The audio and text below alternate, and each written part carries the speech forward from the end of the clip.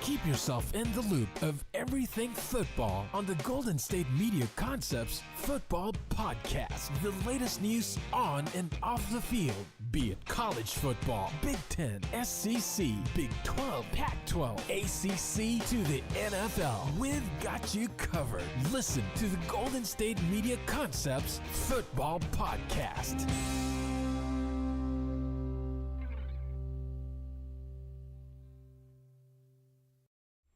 And welcome everybody to another edition of the GSMC Football Podcast, brought to you by the GSMC Sports Network. I'm your host, Kenneth Gruenfelder, and it's great to have you guys here once again on this Football Friday. We got a lot to talk about on today's show. We're going to preview all of the games for this weekend, and we're also going to recap last night's game to start off the show between the Bills and the Bucs. We'll recap that in a second, but I just want to remind you guys. Well, first I want to do the Patreon second. But obviously, to tip or donate and get your comments recognized, to be a part of the show. For me to highlight your comment in the comments section, and talk about it on the show. Make sure to go to streamelements.com/gsmcsportsnetwork./tip. Again, that really helps the show. And obviously, for bonus coverage materials that are not covered by this broadcast, make sure to go to patreon.com, search up GSMC Sports Network, and that is where you can find all of the exclusive content here on the GSMC Sports Network. Not just my podcast, but the other podcasts as well here on the GSMC Sports Network. We have actually a doubleheader today. We got the football podcast right now, and then we have the baseball podcast. That'll be shortly after I record the Patreon for this episode today. I'll preview the World Series, which begins tonight, and I'll recap the championship series in both the American League and the National League, and go through some other news around the league as well. But yeah, we got a lot to talk about. Let's start off the show now by getting into talking about last night's game. And, I said yesterday that I thought this would be a two-score game. I thought the Bills would get back on track, and they did. But, again, I wasn't I left wanting more with that game last night from the Bills.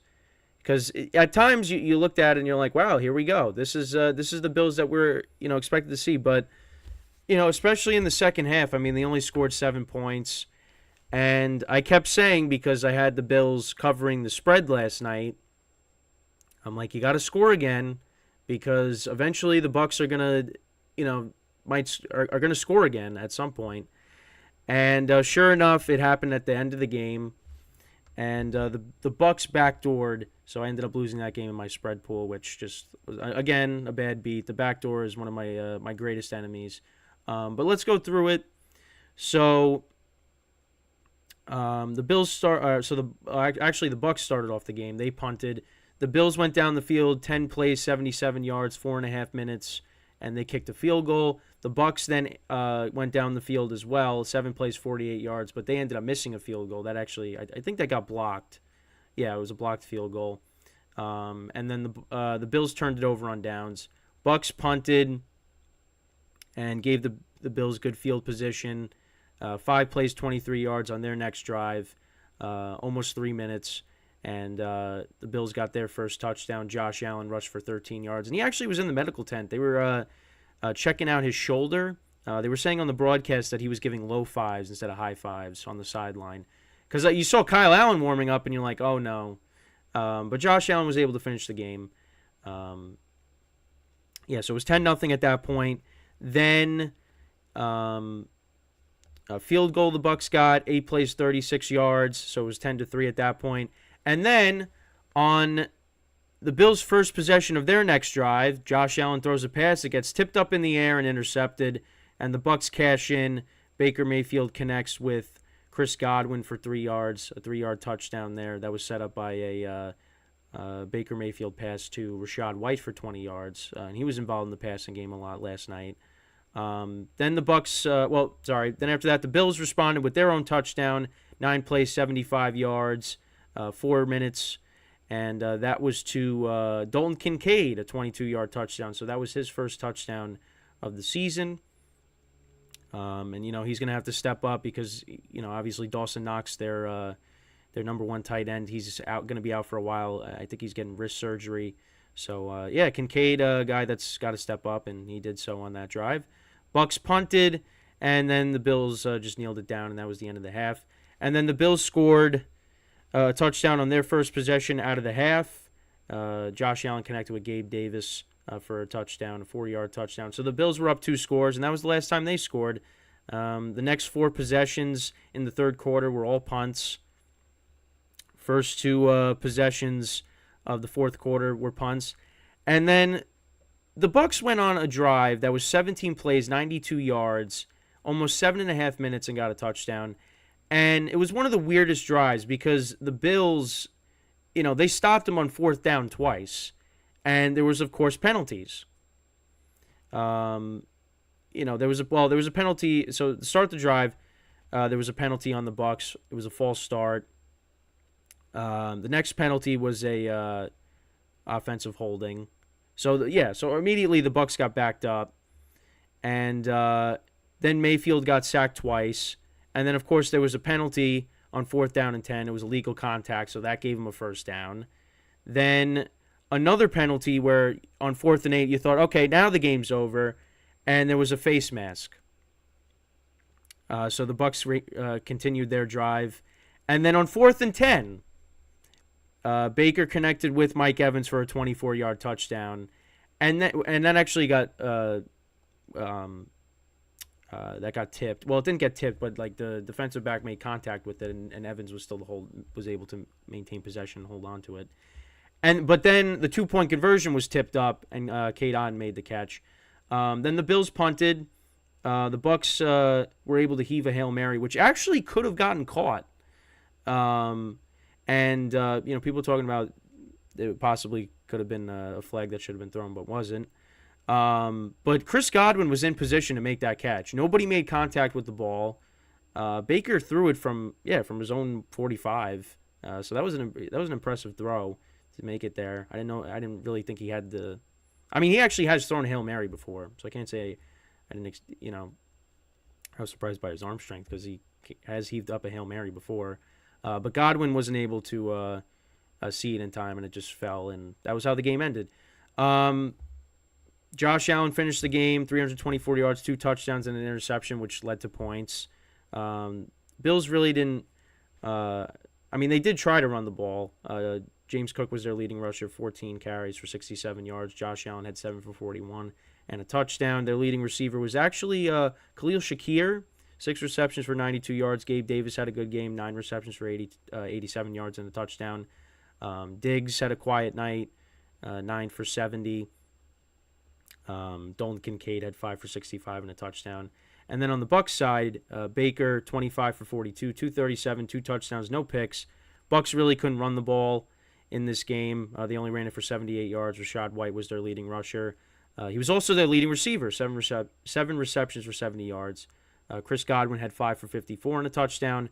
Mike Evans had 3 for 39 and a touchdown, and most of that came off of the 24-yard touchdown. He was quiet most of the night. But yeah, a couple things to talk about. Again, Josh Allen's interception led to more points. I felt like they should have won this game by multiple scores. I mean, they were the better team, but they scored 7 points in the second half. And as for the Bucs, again, more of the same. They're continuing to struggle to run the football. Baker Mayfield, they were talking about it, I think, on the telecast too, is he was a little gun shy. There was a lot of checkdowns last night. Really didn't throw the ball down the field.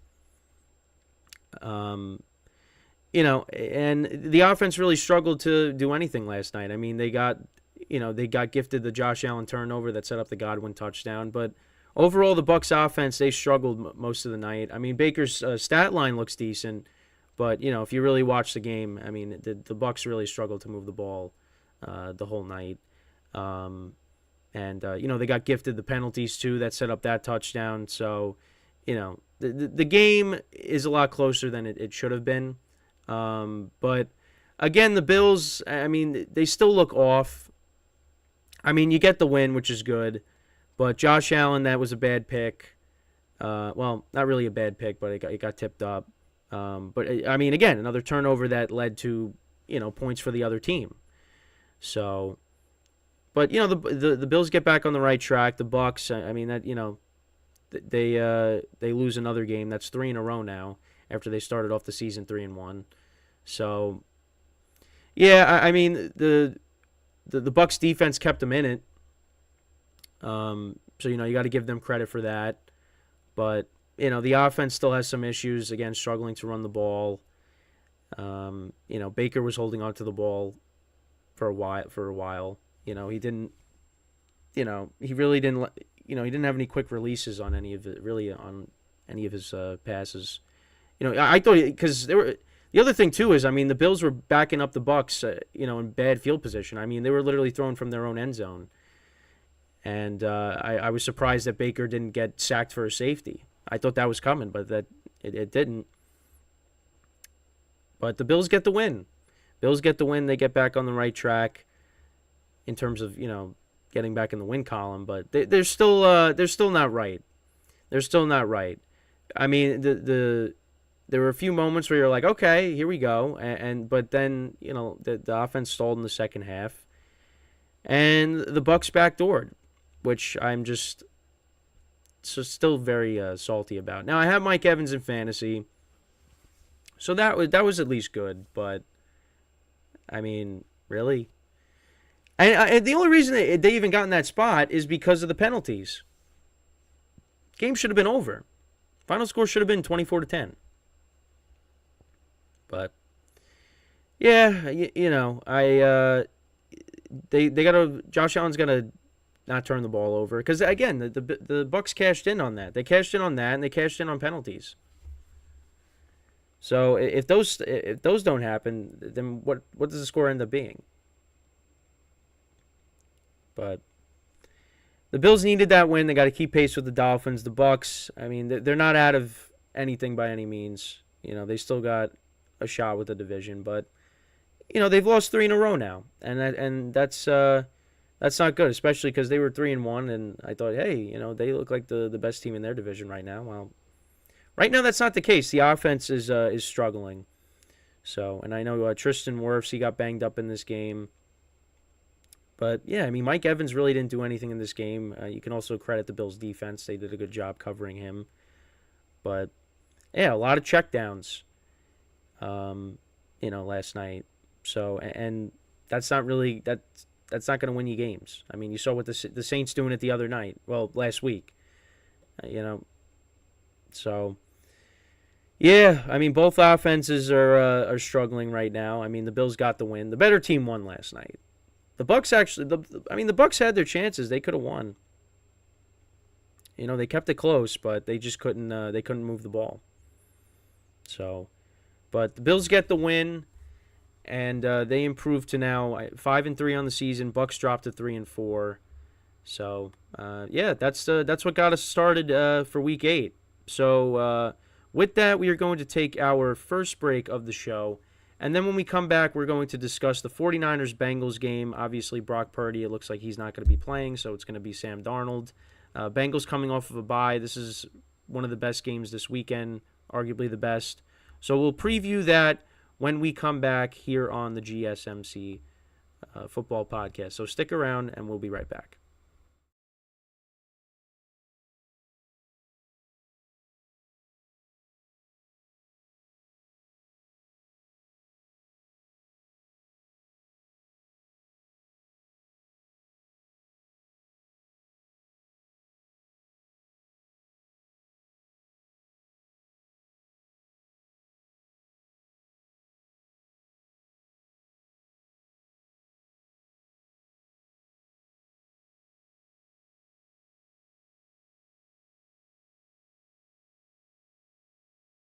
All right, and we are back here on the GSMC Football Podcast. And for the second part of the show, we are going to preview the Cincinnati Bengals, San Francisco 49ers game. So the Bengals coming off of a bye, they're coming in at 3-3.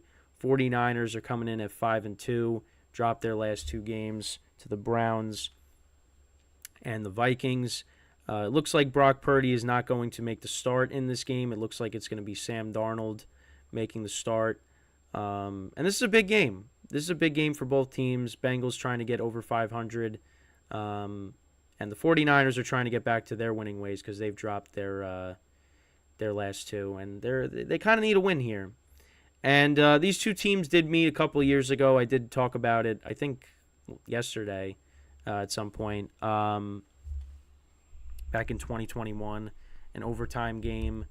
Niners won that game. That was when Garoppolo was the quarterback, and that was obviously the year that both teams were in the championship games that year, but the Bengals made it to the World Series. We're talking about that on the baseball podcast.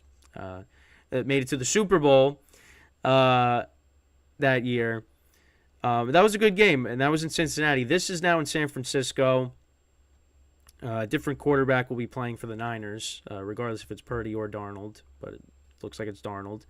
But yeah, I mean, the Bengals right now are 3-3. Niners are 5-2. The Niners looked like they were the best team in football, like by far, but that's kind of changed a little bit the last couple of weeks. They've been struggling. But let's go through the stats for this game. So, in terms of their league rankings. So on offense, the Bengals right now are 28th in passing yards per game. They're at 205. And as for the Niners, they're at 238. So they're kind of the middle of the pack as well. Purdy doesn't throw for a ton of yards. And Joe Burrow hasn't been great this year, although he's, the Bengals, they were starting to put things together, before the bye week. Again, two teams that don't throw for a ton of yards. But, and again, I don't want to discredit Brock Purdy. I mean, Brock Purdy's having a great year. Well, not the last two games, but up until that point. But in terms of rushing, the Niners are top 10. They're 7th, averaging 136.4. Bengals are 31st. They are averaging 69.8. So that's not good. And then in terms of their points per game, the Niners are 28.7, averaging 28.7 points per game. They're second. And the Bengals are 28th. They're averaging 16.7. So, yeah, a lot in the favor of the Niners. Then we go to the defensive side of the ball. And passing yards, both defenses are around the same, middle of the pack. Bengals are 15th. Niners are 16th. Bengals are giving up an average of 232.3. Niners are giving up an average of 238.9, and that definitely got inflated after what Kirk Cousins did to them the other day. In terms of rushing yards, now this is definitely key. The Niners are 3rd, and the Bengals are 29th. They're giving up an average of 142.8. Niners are giving up an average of 79.3. And who do the Niners have? Christian McCaffrey. So it's going to be a Christian McCaffrey game because he practiced. I think he logged a full practice. So, yeah, and the Bengals are not a good running team, so they're going to be throwing it on Sunday. Joe Mixon hasn't been great this year. And then points allowed, Niners are 3rd. They're giving up an average of 15.6, and the Bengals are giving up an average of 21.2. So, yeah, I mean, you favor the Niners in this game. The line was at 5.5, then it went down to 3.5. Now it's up to 4.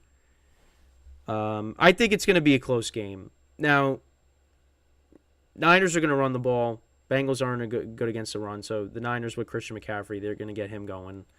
Because the Vikings, they kind of, he had 2 touchdowns, but they didn't really have McCaffrey breaking off huge runs other than like the passing touchdown.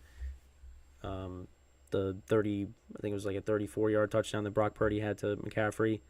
So McCaffrey's going to run the football well in this game. But the key here is can the Bengals offensive line protect Joe Burrow against this defensive front for the Niners? And if they're able to do that, you got to give the Bengals a good shot in this game.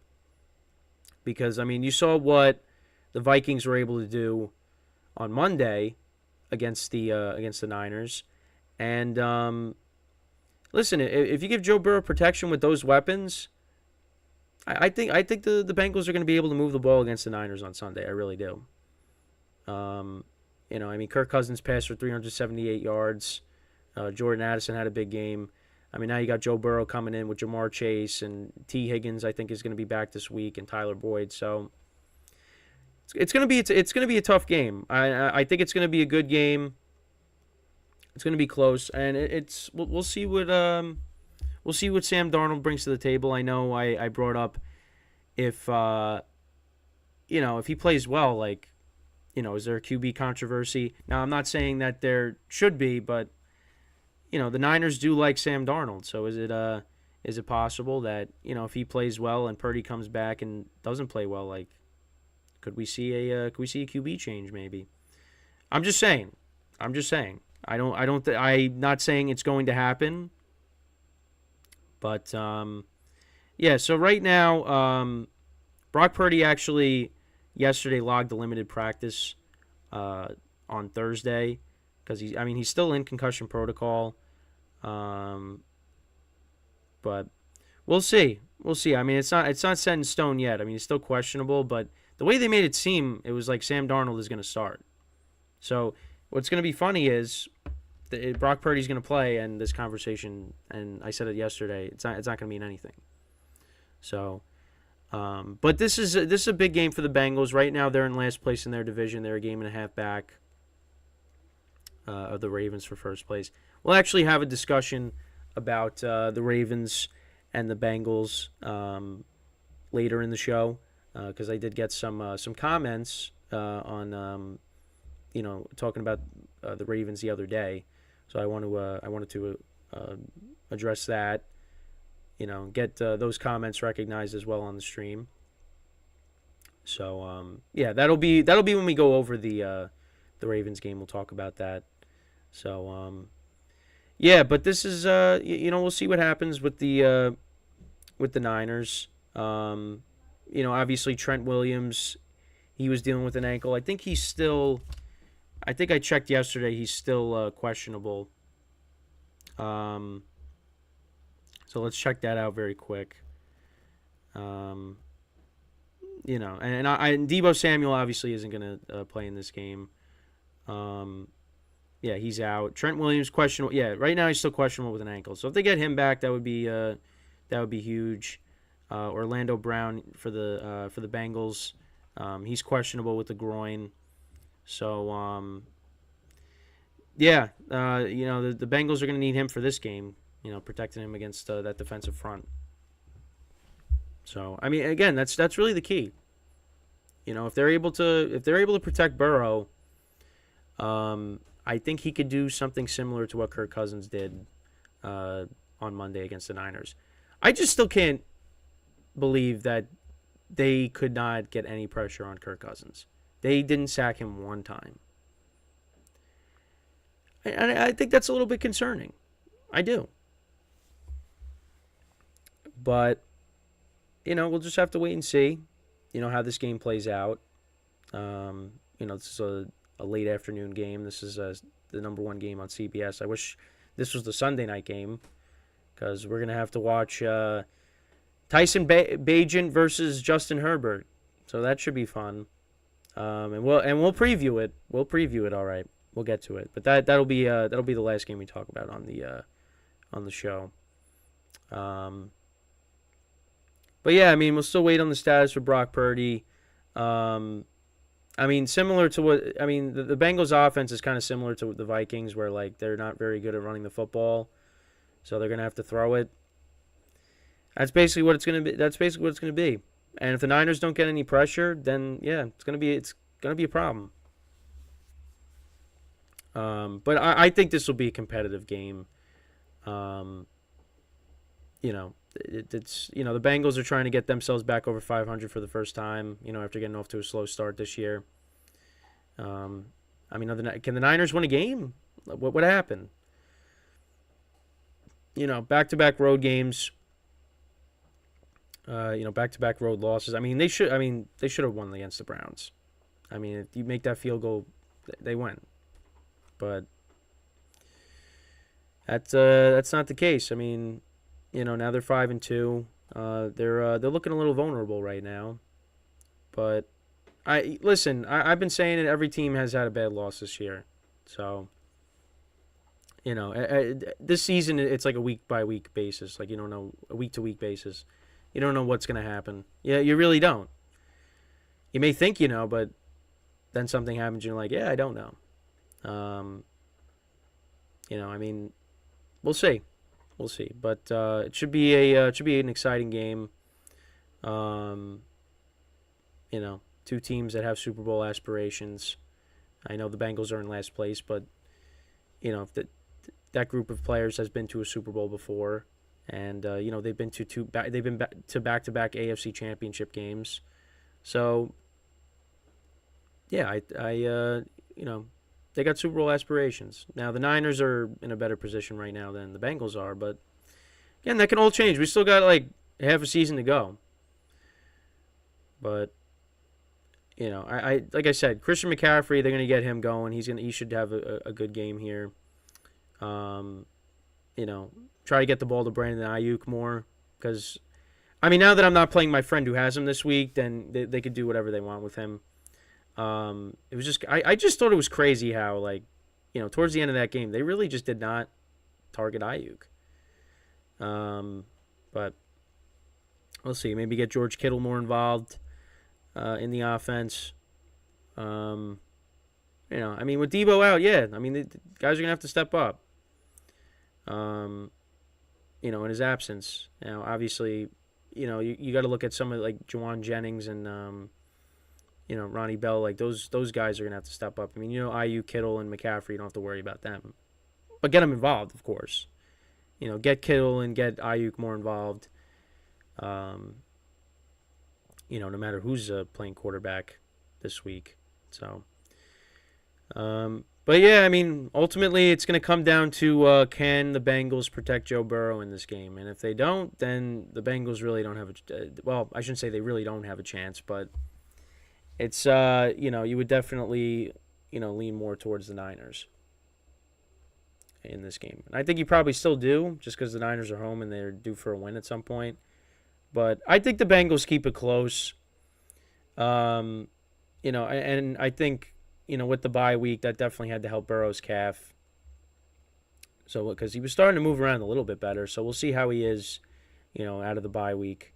It's a good test, but, you're afraid because it's against, one of the best defensive fronts in football. So we'll see. We'll see how he does. But yeah, that's pretty much it with this topic, previewing this game. So when we come back from our second break of the show, we'll preview the early window games for Sunday. We'll go over that when we come back. But again, I just want to remind you guys, when it comes to tipping, to become a big part of the show. Make sure to go to streamelements.com/gsmcsportsnetwork./tip. Again, that really helps the show, makes the show better. It's, the host interacting with the viewer. I talk about your comment. I make sure to highlight it in the broadcast, that it makes the show a whole lot better. So, we greatly appreciate it if you do that. Again, it's streamelements.com/gsmcsportsnetwork./tip. The link's right there. And it's also on the ticker on the bottom. And then, of course, for the bonus coverage materials that are not covered by this live broadcast, make sure to go to patreon.com and search up GSMC Sports Network, and that is where you can find all the exclusive content from all of our podcasts here on the GSMC Sports Network. So with that, we are going to take our second break of the show, and then when we come back, we will discuss the early window games for this week. So stick around, and we'll be right back here on the GSMC Football Podcast.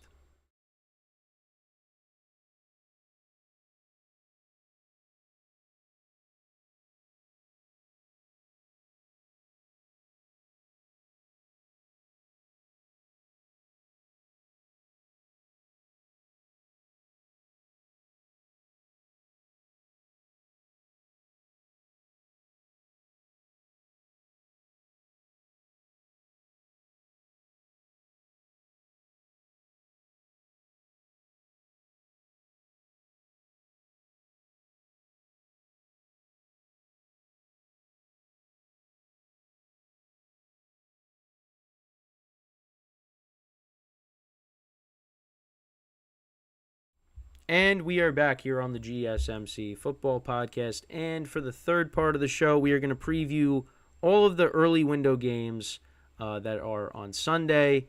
So we'll go through each of them, and I'll give you my thoughts on each game. I'll give you a prediction. I might not say who I would pick when it comes to the spread, just because I'm still undecided on some of these games. Because some of them are hard, because you just have no idea. So we'll start off with, actually we'll get the New York teams out of the way. So you got the New York Giants taking on the New York Jets. Both teams play in New Jersey. MetLife Stadium. Giants are technically the home team for this game. So yeah, and the last time these two teams met, Jamal Adams ripped the ball out of Daniel Jones' hands and returned it for a touchdown. But I will say that nothing is going to at the moment, nothing is going to top Victor Cruz taking it to the house against the Jets in 2011 to begin the Giants Super Bowl run. Just saying. But yeah, obviously these two teams are a lot different than they were back in 2011. The Jets are 3-3, Giants are 2-5. And people are talking about, this could be the biggest rivalry in New York, and well, at least that's what they're saying here. And I'm like, no, it's not.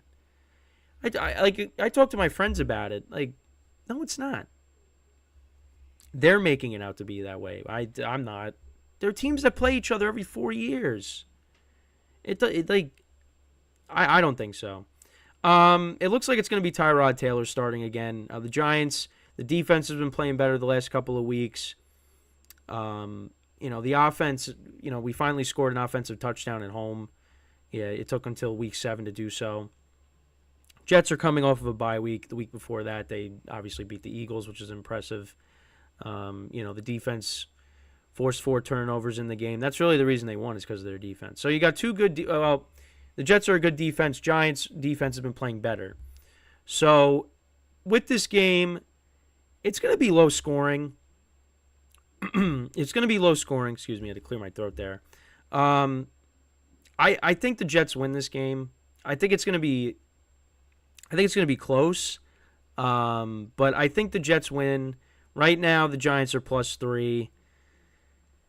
I mean, I would right now. I'm just going to say the Jets are going to win outright. I just look at them as the better team, and we'll see. But the Giants' defense has been playing well. They could definitely force Zach Wilson into some turnovers.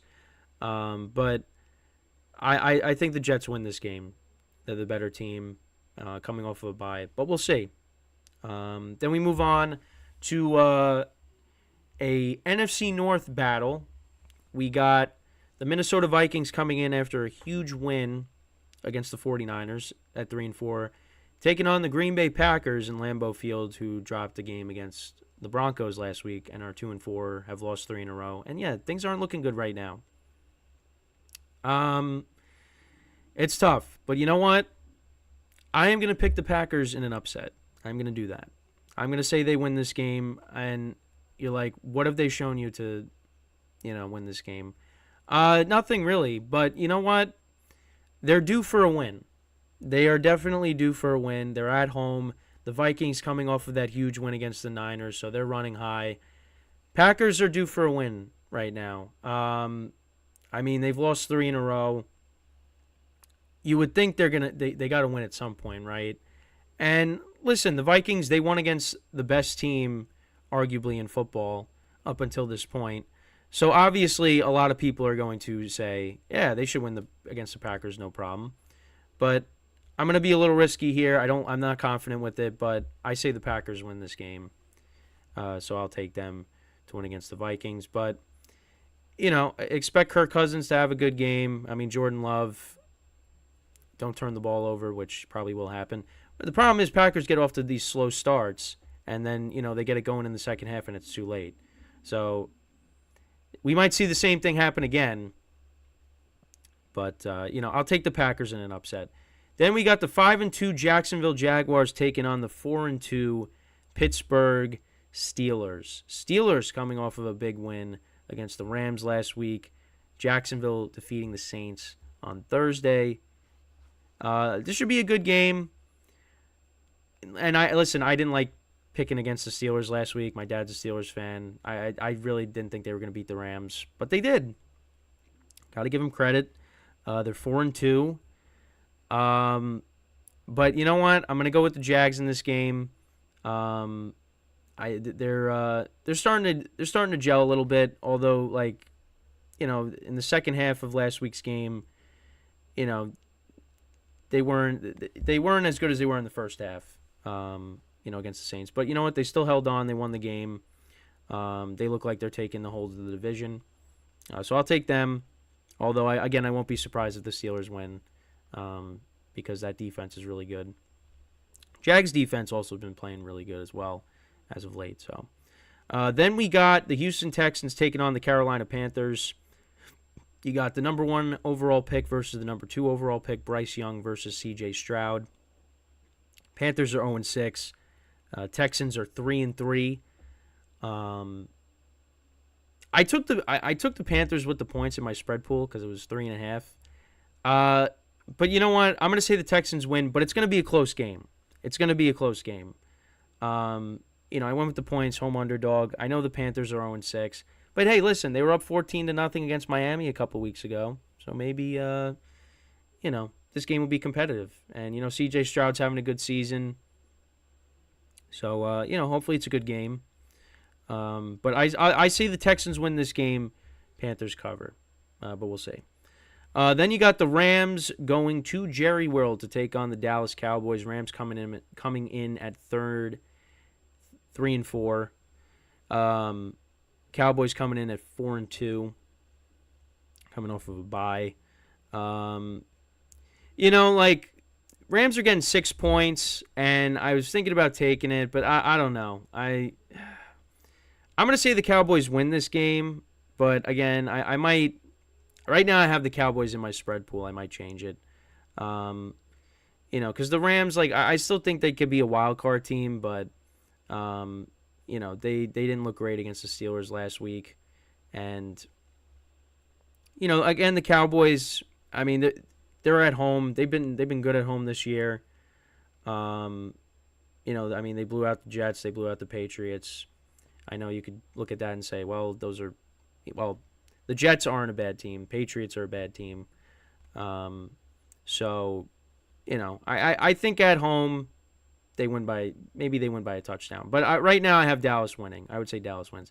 So now we got the next game. You got the Saints and the Colts. I really don't know who to pick for this game. The Colts, they put up 38 points on the Browns defense last week. A lot of people are talking about them being a really good defense, and they are, but that was a really bad game for their defense last week. Gardner Minshew playing quarterback for them. And then you got the Saints coming in at 3-4. They haven't looked great on offense. Derek Carr has been throwing the ball, 50-plus times the last 2 weeks. So, you kind of want to, hope he doesn't have to do that again. They've been checking it down to Alvin Kamara. Saints fans are really frustrated with the play calling. So, I don't like it, but I am going to pick the Saints to win this game. I think they are due, just like the Packers, they are another team that is due for a win. They've lost to the Texans. They've lost to the Jags. Now they're playing another AFC South opponent. But I think they get the win here. But again, I will not be surprised if the Colts win. I think that it's going to be a competitive game. The Saints haven't looked good, but we'll see. So I'm going to say the Saints win this game because I think they're due for a win.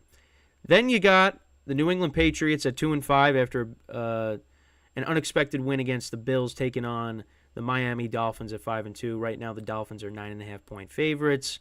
Tyreek Hill actually practiced, so it looks like he's on track to play.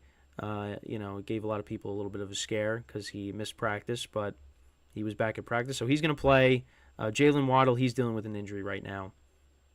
He's questionable, I believe, with a back injury. So we'll see what his status is for this week. Once we get up to the game. I'm going to say the Dolphins win and cover. The Bills, they just have not looked great. recently. So the Patriots, they caught them at the right time. They're going to Miami after a big win, and Miami's played well against them the last couple of years, especially in Miami. So I think the Dolphins win by a couple of scores. But again, that's what I think. I wouldn't be surprised if the Patriots cover in this game. But Tyreek Hill playing, that's going to be a problem for him. And I don't think the Patriots have the offense to keep up with the Dolphins. So, I'll take the Dolphins, and I'll lay the 9.5. All right, then we got another game. I have no idea. You got the Falcons and the Titans. Falcons coming in at 4-3, Titans 2-4. It's a home game for the Titans. Will Levis will be making his NFL debut. Teams both have good defenses. The Titans, obviously, they traded away Kevin Byard to the Eagles. So that secondary is a little bit weaker. Listen, you would think, take the Falcons. I'm going to take the Titans with the points at home. I don't trust the Falcons. And I know they beat the Bucs last week on the road, but back-to-back road games, I think the Titans pull off the upset here. Desmond Ritter's been turning the ball over. I think that's going to continue. But we'll see. We'll see how Will Levis does in his debut. Again, don't feel great about it. I really don't feel great about any of these picks. I'm going to be honest. I'm probably going to have another rough week. All right, so then for the final early slate game, early window game, you got the Philadelphia Eagles and the Washington Commanders. The last time these two teams met, they were in Philadelphia. It went into overtime. Eagles were able to win. Jake Elliott kicked the game-winning field goal. What was the score for that game? That was final score of that game was 34-31. The Commanders are a +7 home underdog. And right now in the forecast, it says it's going to rain. Again, I don't feel confident. I'm going to take the Eagles. I'm going to say I'm going to take them to win the game, but I think they'll cover the spread. I think they'll correct the mistakes from, the last time these two teams met. And the other thing, too, is I took the Eagles the last time. And I feel like in this spot, you'd be like, well, the last time the Commanders played well against the Eagles, so I'm going to take them here at home. They're getting 7 points. And then you know what's going to happen? The Eagles are going to, win by multiple scores. So I'm not going to fall into that trap. But you know what?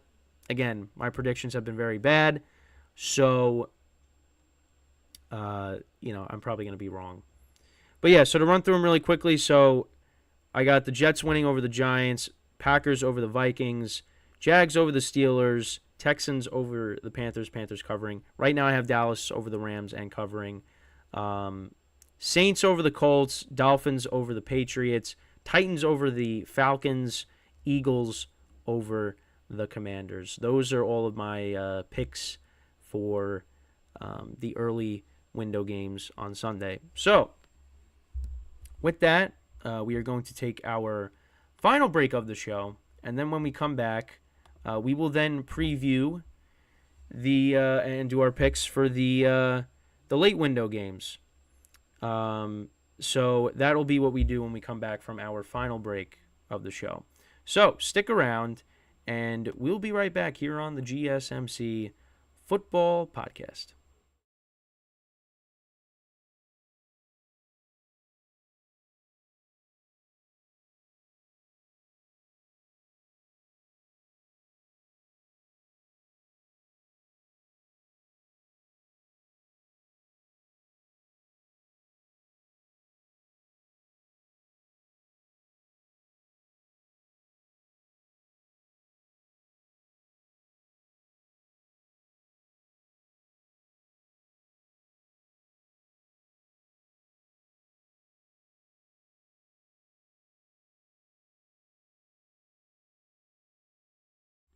All right, and we are back here on the GSMC Football Podcast, and for the final part of the show, we are now going to preview the late window games for this weekend.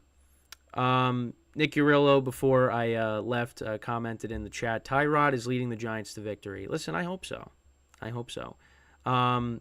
Sauce Gardner and DJ Reed, they cleared concussion protocol, so they're going to be back this week.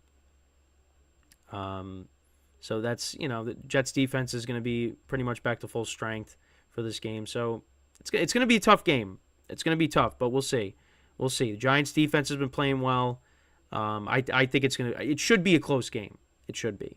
But in my spread pool, I think the spread was like 2.5, and I took the Jets. But I'm not good with 2-point spreads, so I'm probably going to be wrong. I have no confidence in my picks this week whatsoever. All right, but we'll continue to pick more of these games. All right, so first game we'll go over. We got the Browns and the Seahawks. Browns coming off of a 39-38 marathon against the Colts. The Seahawks coming off of a 20-10 victory over the Cardinals. So the Seahawks, their offense has been okay this year. They've had some red zone problems this year. Browns, the quarterback position's kind of been a mess this year. Deshaun Watson hasn't played well. He's been dealing with injuries. P.J. Walker's had to step in. Right now, the Browns are 30th in passing yards. Seahawks are 13th. But the Browns are a really good running team. They're second in the NFL in rushing, 147.5 rushing yards per game. The Seahawks are 20th at 106. And then, both teams are around the same in terms of their points per game. Seahawks are averaging 24. Browns are averaging 22.3. And then on the defensive side of the ball, the Browns are number one against the pass. They're holding their opponents to 170.7 passing yards per game. And the Seahawks are 24th, 59.3 passing yards are giving up per game. Now, obviously, last week against the Colts, they let Gardner Minshew, throw all over the place. So, got to take that into account. And then, in terms of rushing yards, they're both around the same, actually. Seahawks are 6th against the run, and the Browns are 7th against the run. So, that's interesting. And then points allowed, Browns are 10th, and the Seahawks are 12th. I would have to say, and what is the, I want to look up quickly. Is DK Metcalf going to play on Sunday? Got to look at that really quickly. Because I know he missed last week's game. So it doesn't appear he's not on the injury report. So it looks like he's going to play. Tyler Lockett's dealing with a hamstring. Kenneth Walker's dealing with a calf. Bobby Wagner's dealing with an ankle. Brown's got a lot of people injured too. Jerome Ford is doubtful with an ankle. Kareem Hunt's got a thigh injury. Deshaun Watson's got a shoulder. And Njoku's got a knee. Jarek Wills has got a foot injury. A lot of questionables. So we'll see what happens. I'm going to say the Seahawks win this game. In my spread pool, it was 2.5, so I picked the Seahawks to cover. The Browns' quarterback situation right now is just, how Deshaun Watson is playing, and they gave him all that money with that contract. Yeah, that's definitely something to, be a little bit concerned about if you're a Browns fan. Right now, the line's 3.5. I think the Seahawks win this game. They're at home. 3.5. I could definitely see it being a 3-point game. It's 2.5 in my spread pool. So I'll say I'll say that the Browns cover the 3.5. It's a close game, but it's 2.5 in my spread pool. But I think Seahawks win by at least 3. They get the win here. All right, so now we'll go to the Broncos and the Chiefs. These two teams met a couple weeks ago. The final score is 19-8. Broncos are 2-5. Chiefs are 6-1. Broncos are a +7 favorite. Apparently, there's snow in the forecast. It says on CBS. So we'll see. Listen, I picked the Broncos the last time. I'm not going to do it again. I'm going to take the Chiefs. I think they win by at least 2 scores. The Broncos just don't look good offensively. The Chiefs look like they're starting to get into a rhythm. Right now, they look like the best team in the NFL. So I'm going to take them, although I will not be surprised with whatever happens. So, yeah, that's my pick there. And then we got the Ravens and the Cardinals. So I want to get into the Ravens for a second. So I think right now the line is +9.5. Actually, Kyler Murray has been practicing. He logged a full practice, so he might be coming back in a couple weeks. But right now, Josh Dobbs is going to continue to be the starter. They placed Zach Ertz on IR, so look for McBride to get more targets. And you still got James Conner on IR as well. But I think the Ravens win this game by multiple scores. They should. Now, I wanted to address a couple of comments that on the Ravens video. Well, on the Ravens segment from the other day. So the first comment is from Tanya. Again, I'm sorry if I pronounced the names wrong. But Tanya Bowman 7208 said, and this is on the segment talking about how far the Ravens can go. She said, I'm sure people do realize we are implementing a new offense. We were a run-first team, changing our whole offense. Lamar is learning 3 new receivers, and the offensive line is adjusting to a more passing concepts instead of a run-first protection. That Steelers game was at the beginning of the season and the Colts game. We thought it would take about 7 or 8 games to come together. There will still be ups and downs, but as the season continues, we will have a great offense. We got a new OC because Greg Roman wanted Lamar to run first, and he wanted to improve as a passer and spread the field. He requested this before he would sign his contract so he wouldn't get injured. And then, first with this comment, yeah, I mean, listen, anytime you got a new offense that you got to implement, and you've seen it with all quarterbacks across the league. I mean, Aaron Rodgers with Matt LaFleur's system, Peyton Manning had to go through a bunch of systems. Eli Manning I could think of as well. I mean, I'm just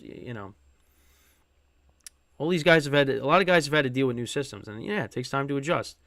Because the other thing too is, like, I talked about the Ravens, and they've struggled in some games this year, and part of that is drops, and they've been inconsistent. But that was a big win against the Lions, so maybe this is where they really get it going. Now here's the next comment here, and this is from @CourtneyCoconuts, and she said, while the receiver group certainly did not execute at all versus the Steelers, it's hardly a bad loss in terms of Steelers being a bad team. Steelers are 4-2 and heating up. Also, it's a divisional game. Those are inherently tough, close, and low scoring, especially Ravens versus Steelers. Those rivalries are too heated. Anything can happen. You've seen this all year. Just look at the Bills, Jets beat them in week 1, and the 1-5 Patriots beat them last week. Bengals got stomped on by the Browns too, 24-3, and no one remembers that, I guess. Outside of the AFC North, the Titans also beat the Bengals 27-3. Cincy is last in the division because it's the most competitive division in all of football, and they're playing mid right now, and you're still taking them to win it. But you are citing the 2 bad losses the Ravens had as the reasons why you're unsure after they demolished one of the top 5 teams in the league coming into it. If it wasn't for poor ball security in a lot of these circumstances, easily fixable, the 2 losses they have this year wouldn't have happened, and we would have won that playoff game against Cincinnati last year with Tyler Huntley. The Colts beat the Ravens by a field goal in overtime after playing in the pouring rain all day. With half of Ravens starters out on injury, Gardner Minshew ain't great, but he's not hopeless, clearly. They almost just beat the Browns. They hung 38 points on the supposed best defense in football, which is actually the Ravens' defense, yet everyone rides the Browns because of Myles Garrett being a superstar. So let's not act like the Colts are total poverty. They may be mid right now, but they certainly are not the Panthers, Cardinals, or Bears. I agree with that. I'm just saying context matters, and applying the same standard. If you're going to judge the Ravens based on their 2 losses without the context instead of their 5 wins, then you should judge the Bengals on their losses, all of them, just the same, because those were arguably way worse. So yeah, there's a lot to unpack with that comment.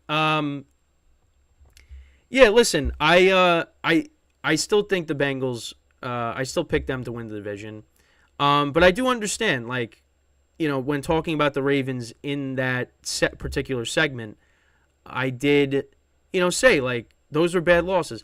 I think the Steelers game was a bad loss. I still do, because of the fact that you had receivers dropping passes. There was a touchdown pass that was dropped, I think, by Bateman in the end zone, so that should have been a touchdown. And then Lamar Jackson threw a bad pick in the red zone, and that, I think that was what the Steelers capitalized to get. I think that's what led to the drive that, when Kenny Pickett connected with George Pickens for that long touchdown. That that was a bad loss. But I understand, though, that the Bengals, they looked bad against the Browns. They looked really bad against the Browns. Joe Burrow has not played well in Cleveland. That's well documented. But also, the Titans' loss was bad too. Now, I will say, when you go back to the last couple of seasons, the Bengals have played the Titans. They played them in the playoffs. They played them last year in Tennessee, and they won both of those games. Joe Burrow's been banged up this year, so I think part of the reason why they got blown out against the Titans is because Joe Burrow was not right. That offense was not clicking. And listen, the Bengals are in last place, but they're not, behind by so many games. They're only a game and a half back. And listen, I did highlight the losses of the Ravens in that segment, but let's look at the wins. So the Lions game, very impressive. Very impressive. I have nothing to say about that. But the first game of the year, they played against C.J. Stroud, who's making his NFL debut. They won 25-9, right? Lamar Jackson didn't have his best game. He passed the ball for only 169 yards, no touchdowns and a pick. So there's that. They did beat the Bengals 27-24. They got back on the right track. Lamar played better.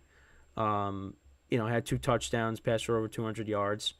Bengals weren't great in that game. They almost, came back in the game. Then they lost to the Colts. Then they beat the Browns in Cleveland. But you also had Deshaun Watson was out, and they played their rookie quarterback Dorian Thompson-Robinson in that game, DTR. So, they won that game, but you had, a quarterback making his first NFL start. You lose against the Steelers, a game you should have won. And let's not pretend listen, those games are always competitive, but let's not pretend like the Steelers are a good offensive team. They're not. Matt Canada is a guy that Steeler fans are constantly saying, you got to fire him. So the Ravens should have won that game. And then you beat the Titans, and they were coming back in that game, and then Ryan Tannehill got hurt, and Malik Willis finished the game. So the Ravens wins, the most impressive win by far is against the Lions. So I highlighted the losses, but if you look at the wins too, outside of the Lions game, and I guess you could throw in the Bengals, what win is really impressive? They played against 2 quarterbacks that had no experience, no NFL experience going in, making their first career starts. I'm just saying. But I get it. Right now the Bengals are in last place. They've had bad losses as well. But I've also said anybody can be beat this year, clearly. I get it though. I get it.